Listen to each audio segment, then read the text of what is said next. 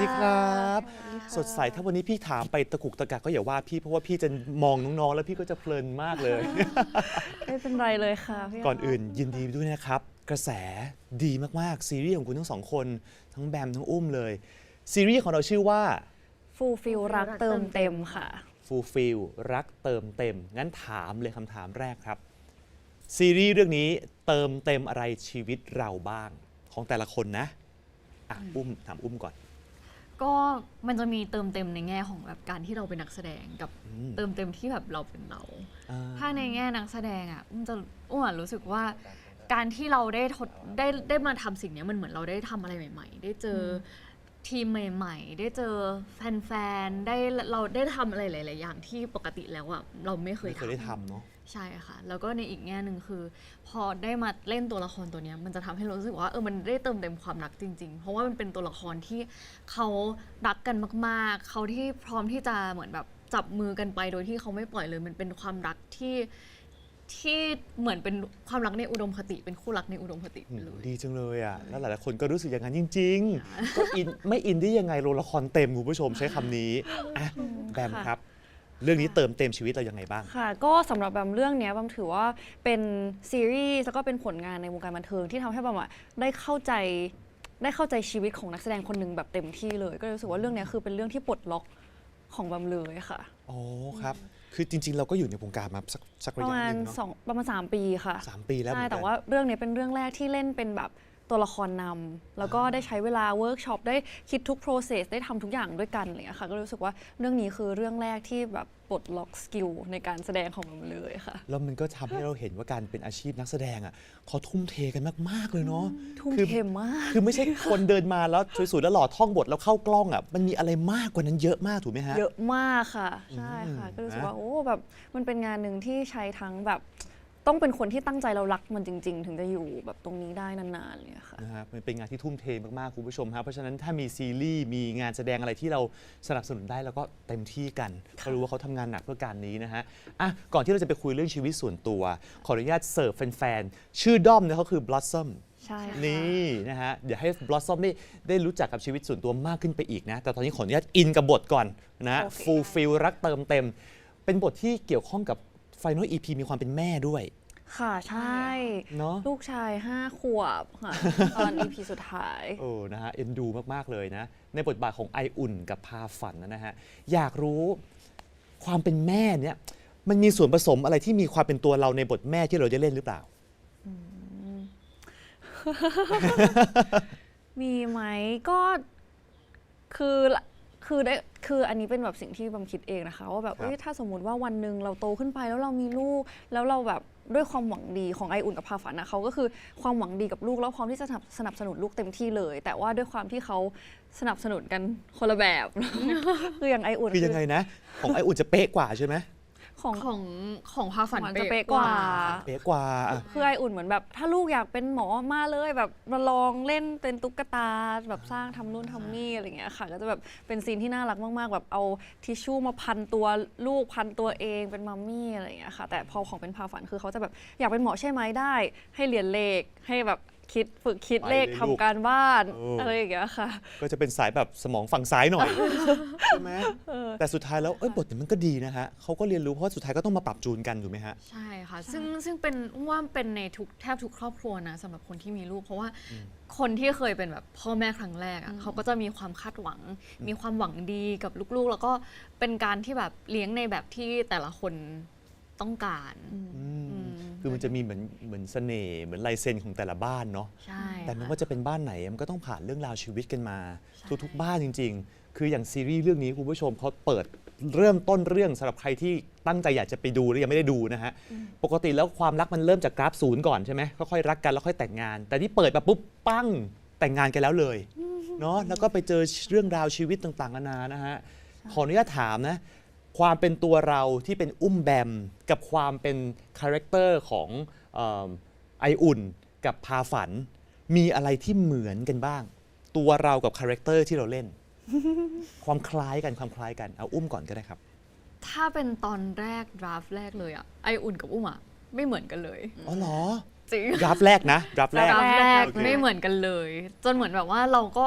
เหมือน เราก็ทำกันบ้านเวิร์กช็อปไปเรื่อยๆพร้อมกับทีมพร้อมกับแบมเนี่ยแหละแล้วเหมือนเขาก็ดึงคาแรคเตอร์ของเราอะเข้าไปในตัวละครด้วยเหมือนกับว่าเขาก็รู้สึกว่าสิ่งนี้มันทำให้ตัวละครแบบมีเสน่ห์ขึ้นในอีกแบบที่เขารู้สึกว่ามันก็ดีก็เลยเหมือนแบบค่อยๆปรับจูนกันก็เลยมาเป็นไออุ่นเวอร์ชันนี้มันก็เลยมีความเหมือนเราแบบจังหวะ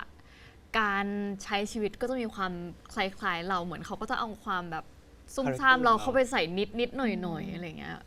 ใช่ครับ ใช่ค่ะก็จะเป็นแบบไออุ่นที่เวอร์ชันแบบว่าซอฟลงจากดราฟต์แรกนิดนึงอะไรอย่างเงี้ยค่ะ โอ้ไออุ่นเขาบอกว่ากลัวพาฝันใช่ไหมแล้วอุ้มเนี่ยกลัวแบมหรือเปล่า จริงๆไม่มีใครกลัวใครนะคะ ไออุ่นไม่ได้กลัวพาฝันเขาเกรงใจ เกรงใจเฉยๆนะกลัวอาจจะดูแรงไปหน่อย มีความเกรงใจกันเล็กๆน้อยๆนะ เคารพซึ่งกันและกัน ค่ะ ชอบจังเลยชอบความแบบว่า ก็ได้ แบมบอกก็ได้ มีซีนไหนไหมครับที่เราชอบวนกลับไปดูบ่อยๆไปเช็คผลงานต้องถามก่อนที่ไปซีนนะเราเช็คผลงานตลอดไหมเช็คค่ะ ก็ดูตลอดค่ะ ดูตลอด ครับหรือว่าพอเราแสดงซีนปุ๊บเรากลับไปดูหลังกล้องไหม ดูค่ะ ถ้ามีเวลาดูตลอดค่ะ แต่ว่าส่วนใหญ่จะแบบถ่ายเสร็จแล้วเขาจะรีบเปลี่ยนเซตต้องเปลี่ยนเสื้อผ้าอะไรอย่างเงี้ยค่ะ แต่ถ้ามีเวลาก็ขอวิ่งใช่ค่ะงั้นกลับมาคำถามเมื่อกี้ฮะแล้วซีนไหนที่เราแบบชอบจังเลยอ่ะกลับมาดูแล้วดูอีกเลยอย่างเงี้ยฮะสำหรับบัมนะบัมมีซีนหนึ่งที่บัมชอบมากเป็นซีนของไออุ่นกับญาติเขาตัวละครอีกตัวหนึ่งที่อยู่ในบ้านด้วยกัน ชื่อนับหนึ่งค่ะ ที่แบบใครล้างจานอยู่นะนับหนึ่งล้างจานอยู่แล้วเราล้างจานไออุ่นล้างจานอยู่แล้วนับหนึ่งก็แบบมาพิงข้างหลังอะไรเงี้ยค่ะมันเหมือนแบบโชว์มิตรภาพของพี่น้องอ่ะที่แบบน่ารักมากๆรู้สึกว่าซีนเนี้ยเป็นหนึ่งซีนที่จำแล้วเซอร์ไพรส์สำหรับแบบเพราะว่าตอนถ่ายอ่ะมันไม่เห็นซีนนี้เพราะมันไม่มีเราแต่เรามาดูแล้วแบบเฮ้ยซีนนี้แบบทัชมากชอบมากแสดงว่าเป็นคนอบอุ่นนะแน่ๆเลยรู้สึกว่าคือมันน่ารักที่เขาแบบสนิทกันเลยค่ะพี่น้องสนิทกันใช่ค่ะแล้วเราก็ไม่ได้อยู่หน้าเซตไงเรามาดูทีหลังพร้อมกับคุณผู้ชมด้วยใช่ค่ะครับชอบซีนไหนฮะของอุ้มซีนที่ชอบมันจะมีซีนที่เป็นแบบซีนตลกที่ชอบกับซีนที่ใช้ชีวิตด้วยกันที่ชอบค่ะก็ถ้าซีนใช้ชีวิตด้วยกันที่ชอบเป็นซีนที่วันนั้นเป็นช่วงรอบเดือนที่แบบว่าตัวพาฝันเป็นรอบเดือนแล้วเหมือนเขาก็ดูแลกันเทคแคร์เราเช้าวันต่อมาไออุ่นก็เป็นเหมือนกันสลับกันใช่รู้สึกว่าซีนนี้มันน่ารักมากๆแล้วเราก็รู้สึกว่ามันมีความอบอุ่นของคู่รักที่เป็นผู้หญิงกับผู้หญิงที่เขาแบบคอยดูแลกันเข้าใจกันแบบวิธีการเทคแคร์อะไรเงี้ยมันน่ารักดีค่ะมันก็เป็นเขาถึงได้บอกว่าเคมีเคใจไงพาไปไงบทมันก็พาไปเราก็รู้เราเล่นเองเรารู้สึกเรากลับมาดูอีกทีเราก็ยังรู้สึกอยู่นะฮะดีจังเลยครับสิ่งที่คิดนะฮะว่าพาฝันกับไออุ่นเราได้เห็นแล้วล่ะในซีรีส์นะเขาก็ได้มีอินเทอร์แอคก็ได้มีเรื่องราวที่พาไปมีอะไรไหมในซีนที่รู้สึกว่าตัวละครของไออุ่นกับพาฝันน่ะยังไม่ได้บอกซึ่งกันและกันในเรื่องตกค้างอยู่อยากจะบอกเป็นความในใจที่อยากจะบอกกันอีกสักครั้งหนึ่งอะไรอยากฟังไม่ว่ารู้สึกว่า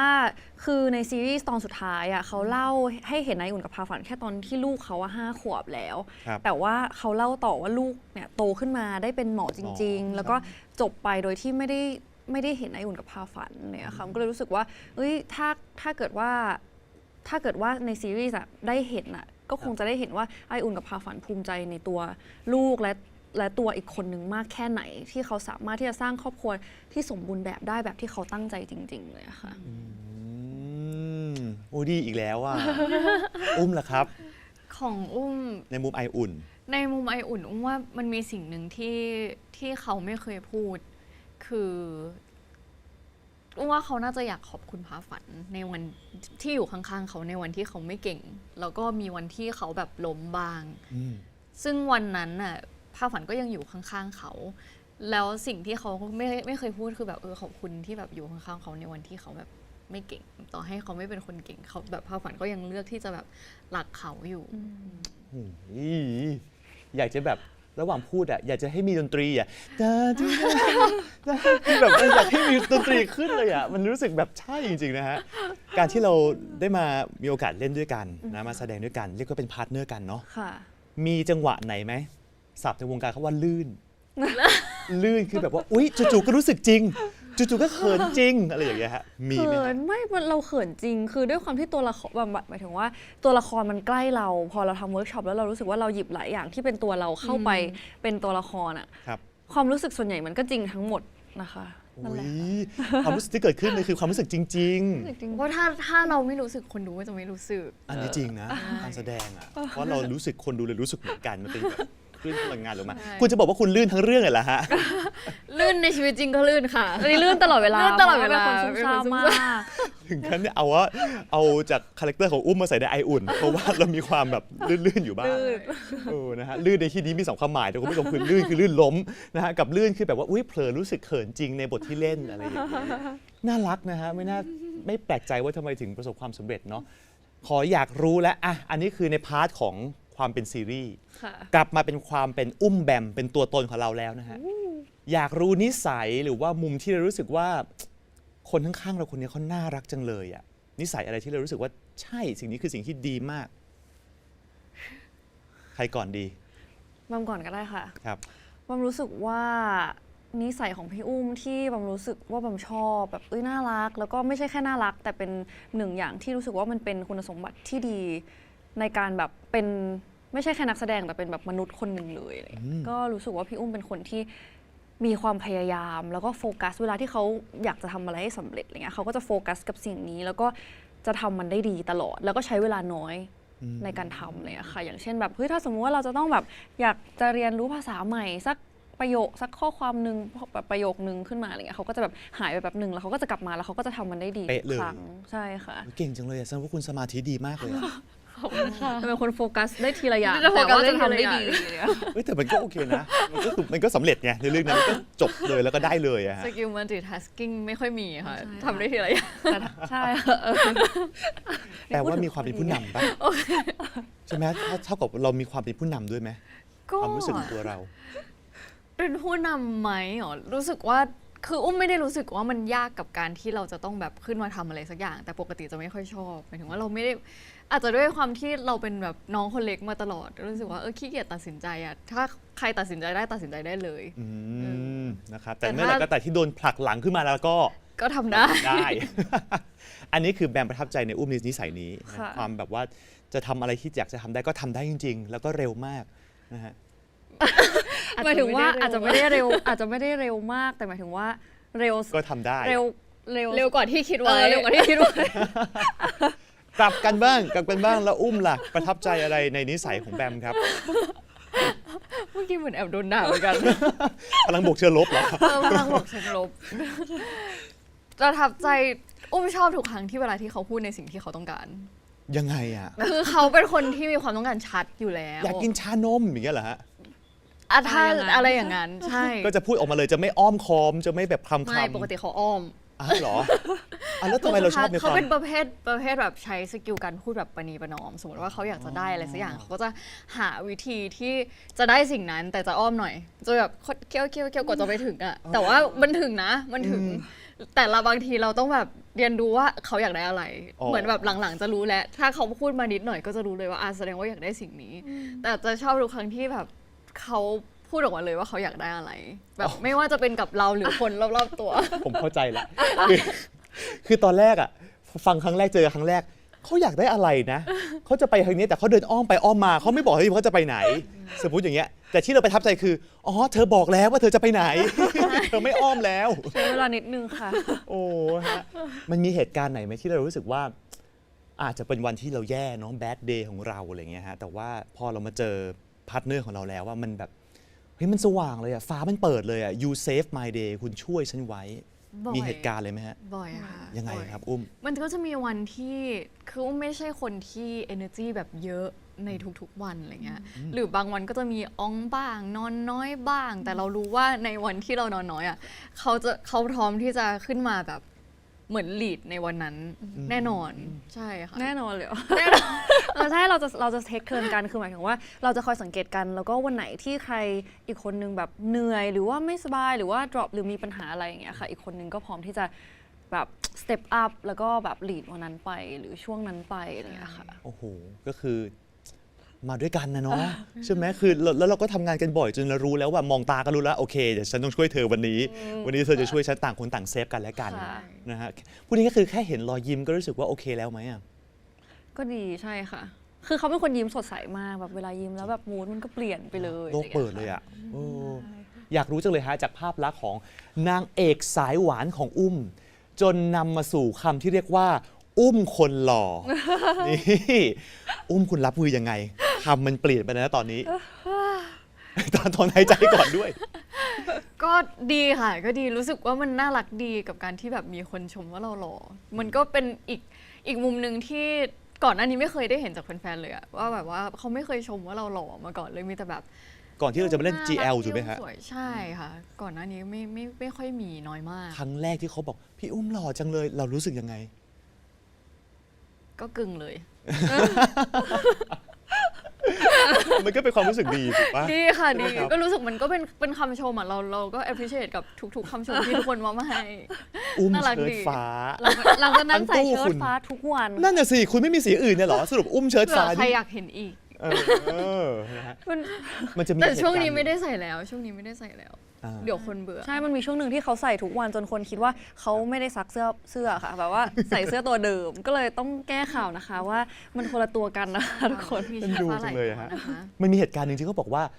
คุณอ่ะไม่มั่นใจคุณไม่เป็นตัวเองเลย ทั้งที่คุณอยู่วงการมา10 ปี ปรากฏว่าวันนั้นเนี่ยรู้สึกว่าแบมจะมาช้าหรือว่ามาไม่ทันอย่างเงี้ยจู่ๆก็ไม่มั่นใจคือยังไงนะเล่าให้ฟังหน่อยฮะอุ้ม มันเป็นจังหวะโลกคือหมายถึงว่า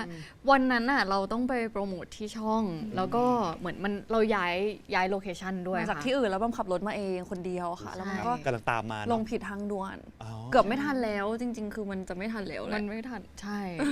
มันจะไม่ทันแล้ว เราก็เลยต้องเข้ารายการที่เป็นรายการสด ครับ ก่อนประมาณแบบว่า 15 วิ ที่เข้าไปแบบโบกมือทักทายแล้วเราก็แบบไม่มาแล้วคือทุกคนก็คือพูดบิวไง อุ้มฝากด้วยนะอุ้มอย่างเงี้ยทั้งที่มันแค่เดินเข้าไปเราก็แบบ ทักทายก่อน 15 วินาที แต่เราโลกเพราะเราไม่มั่นใจ มั่นใจแล้วเพราะทุกครั้งที่ช่วงตลอดแบบเกือบปีอะที่ อยู่ด้วยกันตลอด ที่ผ่านมาเราต้องอยู่ด้วยกันตลอดไปโปรโมททุกรายการต้องมีเขาตลอด นึกออกเลย ก็เลยแบบมีจังหวะโลกแล้วก็อยู่กับน้องบลอสซอมที่เป็นแบบตุ๊กตาของเรา ครับ ลูกของเรา ก็ยืนถือแล้วก็จับบลอสซอมโบกมือไป เขินแหละดูออก แต่แบมอะทำไมไม่ชอบให้เรียกว่าน้องแบม ทำไม อันนี้อยากรู้ด้วยเลยนะ ไม่เพราะว่าบัมไม่ค่อยมีใครเรียกบัมว่าน้องแบมแบบในชีวิตจริง ไม่ คือบัมเป็น เฉย พี่คนโตแล้วก็รู้สึกว่าทุกคนก็เรียกว่าพี่หรือเจ๊หรืออะไรอย่างเงี้ยค่ะแล้วก็เลยรู้สึกว่าแล้วเข้ามาในวงการบันเทิงอ่ะช่วง 2-3 ปีแรกที่ก่อนที่จะมาเริ่มโปรเจกต์เนี่ยทุกคนก็จะเรียกว่าพี่แบม เออ มาตลอด แล้ว เพราะว่า คุ บั ย ม มาตลอด เล่นกับนักแสดงที่อาจจะอายุน้อยกว่าหรืออะไรอย่างเงี้ยค่ะ แล้วพอมาเล่นกับพี่อุ้มทุกคนเรียกบัมว่าน้องแบมมันก็ไม่ชิน พอเดินฉันเป็นพี่แบม น้องแบม เป็น ก็ พี่อยู่ดีๆ ต้องแบบ ก็ เปลี่ยน กลายเป็นน้องแล้วยังไง เอออ อะไรเงี้ยแล้วพอเขาคือช่วงแรกที่เราเจอกันอ่ะผมก็ไม่ได้เรียกเขาว่าพี่ เพราะว่าเขาเรียกตัวเองว่าเราผมก็แบบอุ้มแบมอะไรเงี้ยจนเพิ่งมารู้ทีหลังว่าแบบเขาโตกว่า มันก็แบบชินไปแล้วอะไรเงี้ยค่ะ โอ้ครับแล้วสรุปว่ายังเรียกได้ไหมน้องแบมหรืออย่าเลย คนนี้ใช่ไหมคะ ครับ คนนี้ไม่ได้ค่ะ นี่เขามีคำเฉพาะ แล้วคำไหนที่อยากให้เรียก ถ้าไม่ใช่ชื่อ เรารู้กันแค่2 คนแหละ ไม่บอกได้ไหม ไม่ยอมบอกคุณผู้ชม ก็จะเป็น EP ที่เราดูไปแล้วเราก็จะตัวบิดไปบิดมานะฮะแจกรอยยิ้มกันแบบนี้แหละฮะแต่ยังไม่พอคุณผู้ชมครับเดี๋ยวเราจะไปพูดถึงความสนิทของทั้งคู่นี้อีกนะฮะรวมถึงเบื้องหลังการทำงานที่ทำให้ซีรีส์นี้ประสบความสำเร็จมากๆแล้วก็คู่พาร์ทเนอร์นี้สำเร็จมากๆเลยนะฮะเดี๋ยวกลับมาครับอาร์มแชร์คุยเล่นเอาจริงครับ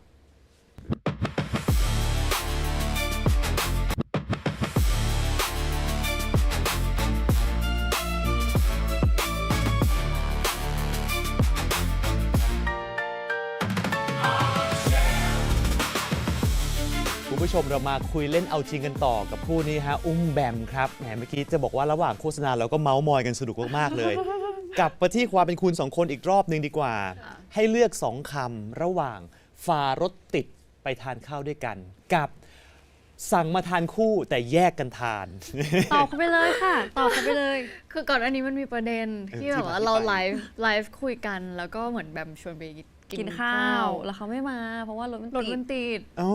ใช่มัน แล้ เป็น วก็พูดความจริงไปใช่ไหม มันเป็นเย็นวันศุกร์ค่ะ ที่รถติดมากๆ แล้วเราต้องฝ่ารถติดไป คือตอนนั้นก็คือไปเดี๋ยวเขาก็ไม่ได้กินข้าวเดี๋ยวเป็นโรคกระเพาะ คือจะบอกว่าสำหรับแฟนๆน่ะสำหรับลอสซ่อมเขาก็แบบอุ๊ยเขาแบบชวนมาหากันหรือเปล่าอะไรอย่างนี้ อุ้มก็คือตัดปึ้งรถติด รถติด ไม่ไป จบเลย โอกาสหน้า ถ้ารถไม่ติดจะไป ไม่เขาให้เรียกว่าฝ่ารถติด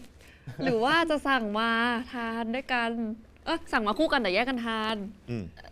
ครั้งหน้าอาจจะฝ่ารถติดไปหาก็ได้ รอโอกาสไลฟ์ครั้งหน้า ฝากทุกคนแคปอันนี้แล้วก็แท็กมาด้วยนะคะ เดี๋ยวจะเก็บไว้เป็นหลักฐานนะคะ นี่นะฮะอุ้มรู้สึกยังไงฮะ ที่แฟนๆเขาบอกว่าคุณเป็นเคะหัวแถว เฮ้ย อันนั้นไม่น่าใช่โอ้ อันนั้นน่าจะแบมแล้วใช่ไหมแบม ขออภัยแบมคุณรู้สึกยังไงฮะ เคะหัวแถว หัวแถว ก็เห็นผ่านๆมาบ้าง แต่เป็นว่ามันด้วยคาแรคเตอร์แหละค่ะ ด้วยคาแรคเตอร์ในซีรีส์แหละ ในชีวิตจริง ชีวิตจริงเราเป็นพี่สาวคนโตใช่ไหม แต่ในชีวิตจริงก็อาจจะแบบว่าเราเป็นพี่สาวคนโต แล้วก็ในถ้าเกิดว่าในช่องสามเนี่ยคน ครับ หมายถึงว่าหลายๆ คนมันก็โตที่สุดด้วยอะไรเงี้ยค่ะ อ่า ก็เลยน้องๆอาจจะให้เกียรติสถาปนา ก็เลยไม่คุ้นไงที่บอกว่าเรียกว่าน้องแบมไง ๆ ใช่ไหมฮะ ก็เลยไม่ค่อยคุ้นเท่าไหร่นะฮะ สถาปนา งั้น โอเค คุณผู้ชมสำหรับใครที่เขาเป็นสาย GL อยู่แล้วนะฮะ หรือว่า BL ก็ตาม เคะกับเมะสับคำนี้ก่อนนะ อธิบายคุณผู้ชมก่อน เคะกับเมะ เมะก็คือคนที่มีลักษณะแบบเป็นผู้นำใช่ไหมใช่ไหมฮะ เมะอันนี้คือเมะนะ ส่วนเคะจะเป็นผู้ตามเป็น supporter เป็นผู้ทีมสนับสนุนนะฮะ อยากให้ทั้งคู่ครับ ได้สถาปนาเคะเมะ และตามด้วยคำสร้อยอะไรก็ได้ ให้กันและกันได้ไหม ได้ ให้พี่อุ้มพูดก่อน ทำไมถึงให้เราพูดก่อน จริงๆ เลือกมา2 คำยังลังเลอยู่เลยค่ะ ครับ คำหนึ่งเพิ่งคิดได้เมื่อกี้ ได้เล เรา ย พูด เคะผู้น เคกผู้นำ มาจากการที่เราคุยกันเมื่อกี้นี่แหละ เคกผู้นำทำไมเป็นเคกผู้น ำ เพราะว่ารู้สึกว่าเขาเป็นคนแบบชอบตัดสินใจ ำโอ้ซึ่งจริงๆ เคกคือแบบต้องเป็นสปอร์เตอร์เนาะต้องเป็นแบบตาม ก็ไม่เสมอไปหรอกแล้วแต่คาแรคเตอร์ของแต่ละคน แต่ว่าถ้าเป็นแบบมีให้2 คำคือเคะผู้นำกับเคะหงึ แปลว่าอะไรอะเคก เคะหงึเขาชอบทำหน้าแบบไหนทำหน้าหงึ เขาชอบทำหน้า ไม่มีคำอธิบายแต่อธิบายด้วยหน้าของแบม เคกหงึเคกผู้นำน่ารักจังเลยนะฮะแบมล่ะจะสถาปนาเมะอะไรดี ของพี่อุ้มก็มี2 คำเหมือนกัน อ่า คือ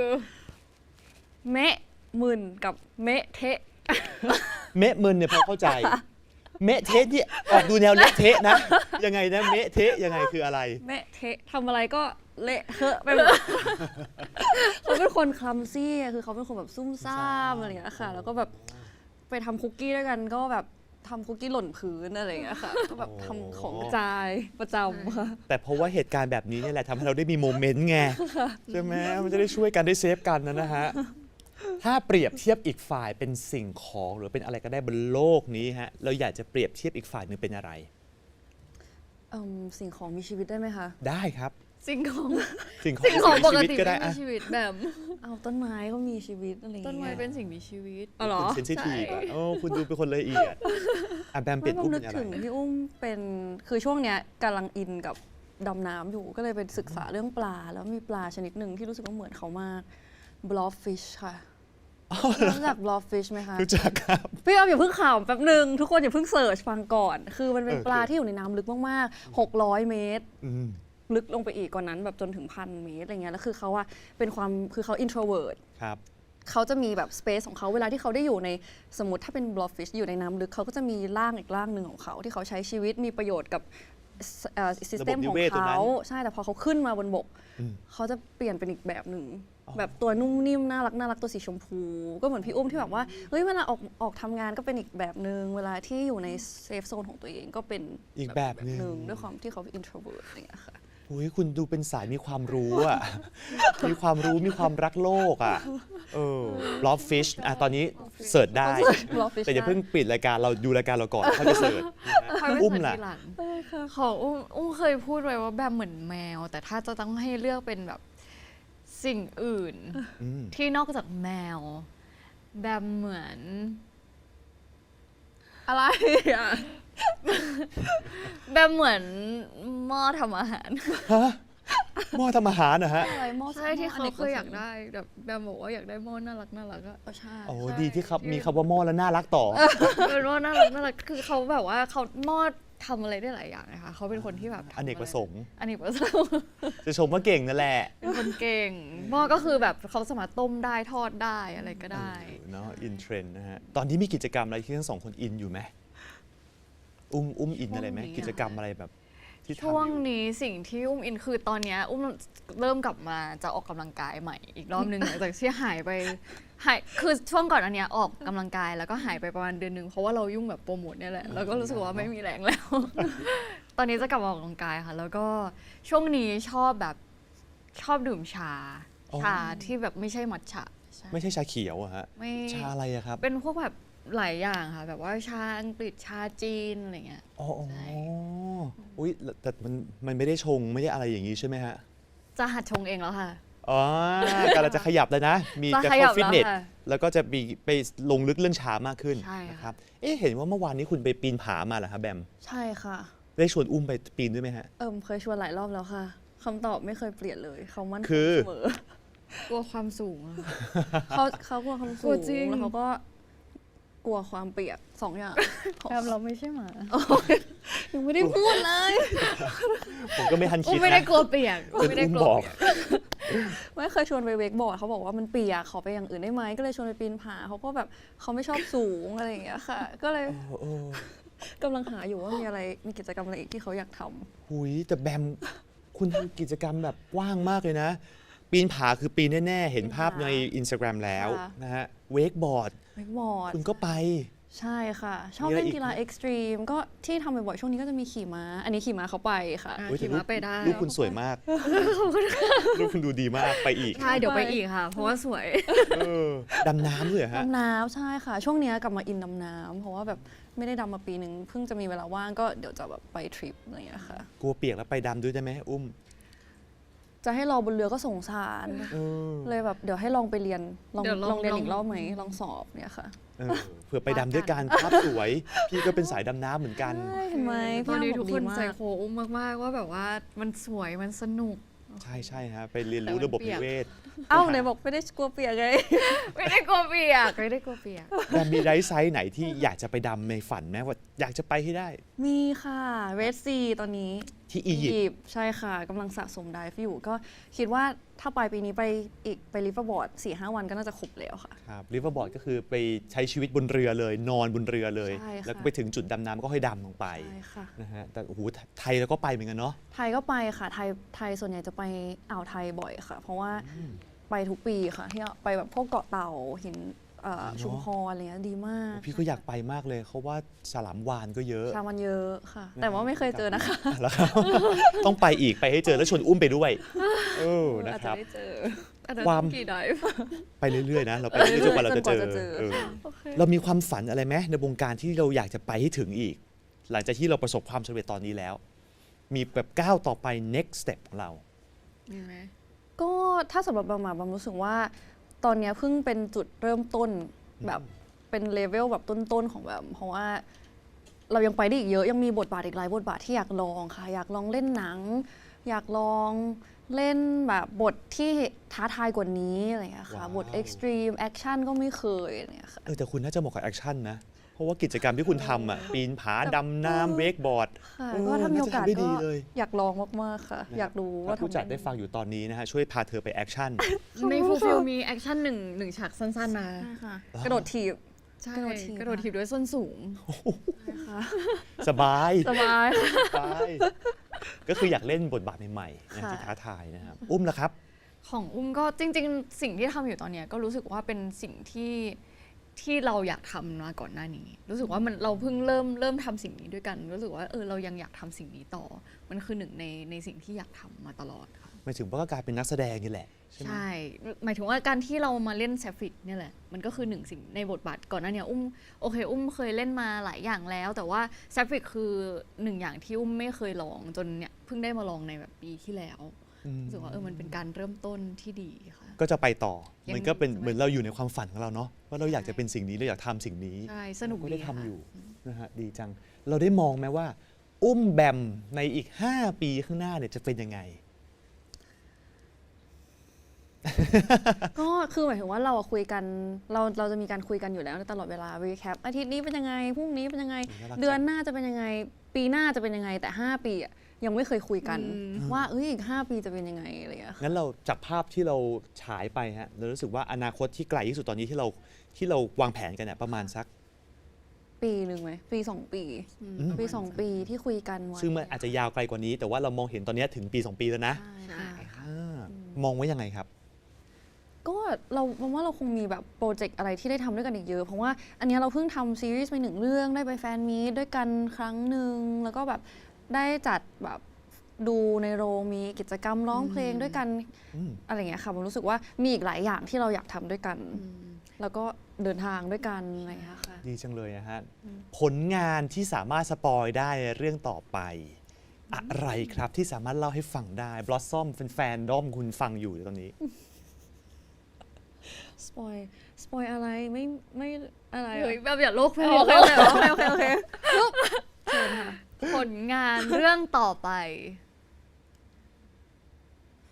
ฝากติดตามฝากทุกคนติด นึก ตา ว่าม จะหลุด นึกว่าจะมีอะไรหลุดออกมาเพิ่มเติม และล่าสุดเดี๋ยวเร็วๆนี้เราจะมีแฟนไซน์โฟโต้บุ๊กค่ะ ครับ วันที่ 11 เดือน 7 11 กรกฎา 11 ค ก ม รกฎาคม ค่ะ ใช่ค่ะ 11 กรกฎานะครับ ใช่ค่ะก็ ที่ไหนยังไงเอ่ย ที่ทางช่อง 3 เลยค่ะ ก็ ครับ คือกติกาก็คือสั่งซื้อโฟโต้บุ๊กที่เป็นของเราอะค่ะ ใน Thai Ticket Major แล้วก็สามารถที่จะลุ้นสิทธิ์มาแฟนไซน์แล้วก็มาเจอกับพวกเราได้ค่ะ นะครับ อันนี้ผลงานฝากเรื่องนี้เลยใช่ไหม ใช่ค่ะ เพิ่มเติมไหมอุ้ม เพิ่มเติมอีก 2 ปีข้างหน้ายังมีอุ้มแบมค่ะ เพราะเราแพลนไว้ถึง 2 ปีแล้ว นี่ สปอย ให้แฟนๆได้อุ่นใจ แล้วเราก็อาจจะโปรเจกต์ไปจนถึงลูกโต ว่ากันนะครับคุณผู้ชมวันนี้ก็จะเป็นความสุขเป็นรอยยิ้มแบบนี้นะฮะในแบบฉบับของอุ้มแบมนะฮะเวลาเราน้อยไปนิดหนึ่งต้องชวนมาคุยกันใหม่นะ ได้ นะครับก่อนอื่นแสดงความยินดีอีกสักครั้งหนึ่งนะฮะกับกระแสตอนนี้ของผู้ทั้งสองคนนะขอบคุณมากเลยนะค ข รั อบคุณค่ะ อุ้มแบมของเรานะฮะคุณผู้ชมฮะทั้งหมดนี้คืออาร์มแชร์คุยเล่นเอาจริงพรุ่งนี้มาเจอกันใหม่นะครับจะเป็นใครติดตามครับ สวัสดีครับ